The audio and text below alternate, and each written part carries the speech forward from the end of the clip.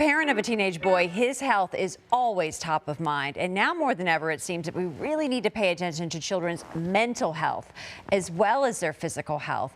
Joining me now to talk more about how the COVID-19 pandemic has affected students' mental health and how to combat it are Dana Bond, Senior VP of Strategic Alliances at First Book, and Dr. Ariana Howitt, Clinical Director for On Our Sleeves. Ladies, thanks for joining me. This is something that we talk about a lot in my household because I feel like many families are really realizing now, once we're getting back to normal, that certainly students' mental health has been affected. How are you all seeing that students have been specifically affected? Dr. Howitt, I'll begin with you. Sure. So interestingly, we have been seeing alarming trends the 10 years before the pandemic. We were seeing rise in hopelessness, sadness, suicidal ideation.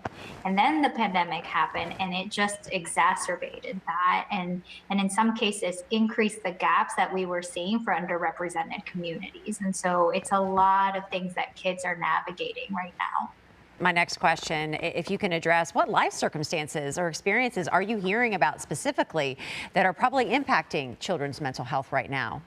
So last November, we were able to do a series of focus groups with our network in partnership with Dr. Howitt and On Our Sleeves. And that information then helped us create the survey that we then sent out and received almost 1,000 responses from educators across the country.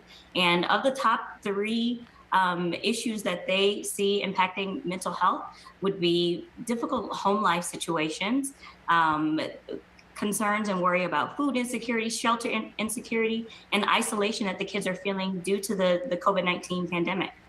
Are you all seeing, and I'll let either one of you answer this, jump in there, are you seeing a certain specific group of students that you think are uniquely impacted by mental health challenges?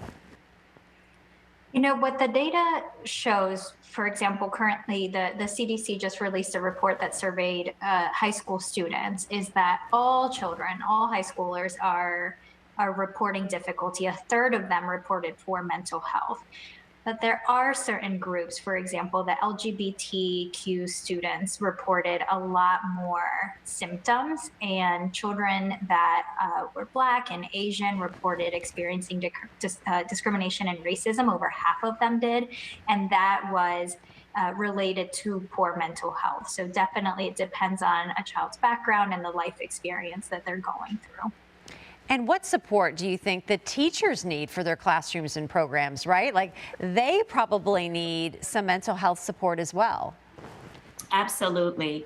And what we were able to do in partnership with Dr. Howitt and On Our Sleeves is create an actual resource for those educators. So we took the insights that we gathered from the survey, and what teachers really want are expert-led best practices, strategies, resources that they can use to support the mental health of their children. And one of the great things coming out of the survey is that we're able to amplify the voices of those educators and allow that to inform what we create for them. They're the ones that are right there and know exactly what they need. So within this guide that we created for them, it gives them a lot of different tools and resources and tips and tricks on how to best support the mental well-being of their students.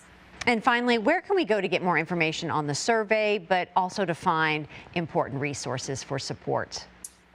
People can visit firstbook.org to download the free resource that we created, and also to find out more about our organization and the research and insights that led to the great tool kit that we were able to create with Dr. Howitt and On Our Sleeves.